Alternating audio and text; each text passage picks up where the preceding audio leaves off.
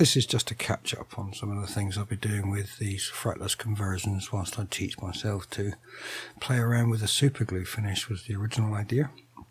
I've done a couple of others. This was the last one I did, which was a little Christmas gift for a work colleague's daughter.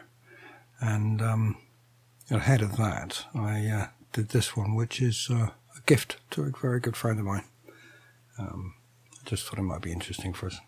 Give him something to play with that's a little bit off the wall. Certainly it's intrigued me, so I did a few things differently on this one just for his benefit. First off, the fingerboard on this one was quite a nasty thing, really. It was, I don't know what kind of wood it was. It wasn't rosewood, I'm pretty sure, but it had been stained and somehow lacquered.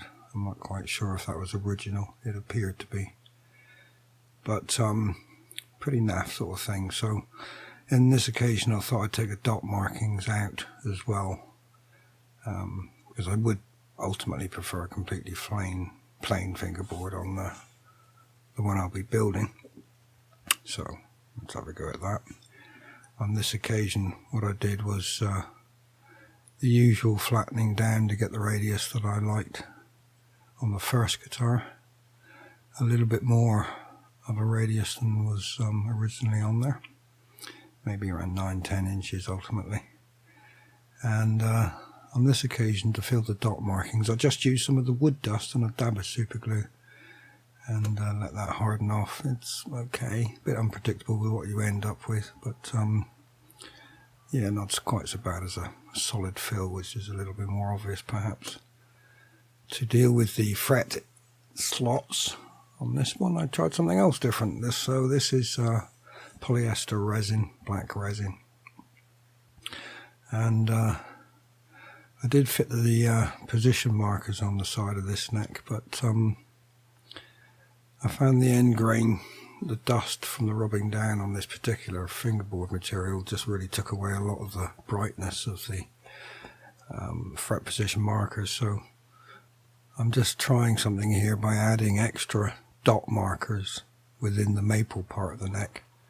Didn't work out too good, but it helps to give you a bit more visibility of those fret positions, or finger positions I suppose we should call them. One thing we did do with this one was this little dot inlay. So reverting back to that, the guy receiving this guitar suggested that he'd want something a little bit different at the 12th fret position as an inlay, so I made up a kind of a logo from my initials and used a swirl resin pen blank as the material to cut a little block to machine out the lettering on a milling machine.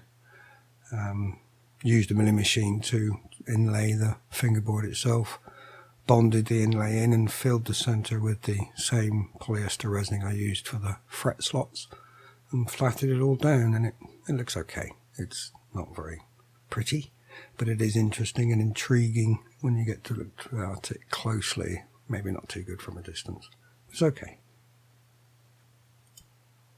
Just for a bit of fun on this one, we made up a name in the style of the thing it alludes to copy, and whacked that on underneath some lacquer, and it turned out looking quite nice. Not bad.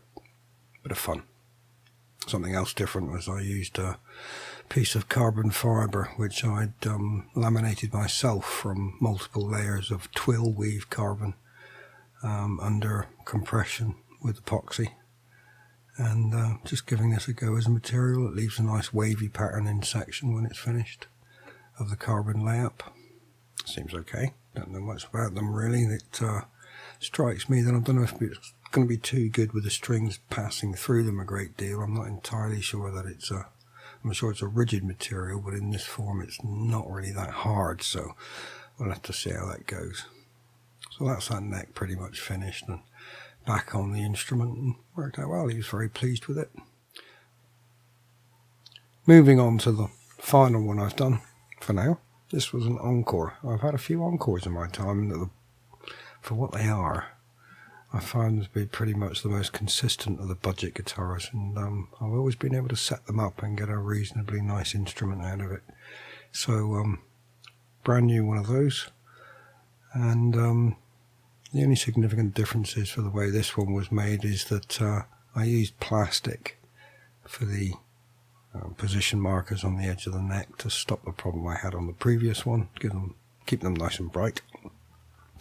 And I used ordinary wood filler with a little bit of stain added in the fret slots on this occasion. I don't really know which of these is going to be the best. Certainly the first one I did with the wax in the previous video is not an ideal. They're clearly visible, not a problem, plays fine, doesn't look great. We'll have to see what happens with the polyester one on the previous instrument I've just shown you, and these are just the regular wood filler, so we'll see what stays the most consistent. But this ended up as quite a nice looking instrument, quite respectable, and all brand new, so that's going to be someone's Christmas gift this year. Hope they enjoy it. Thanks for your time, guys. Bye bye.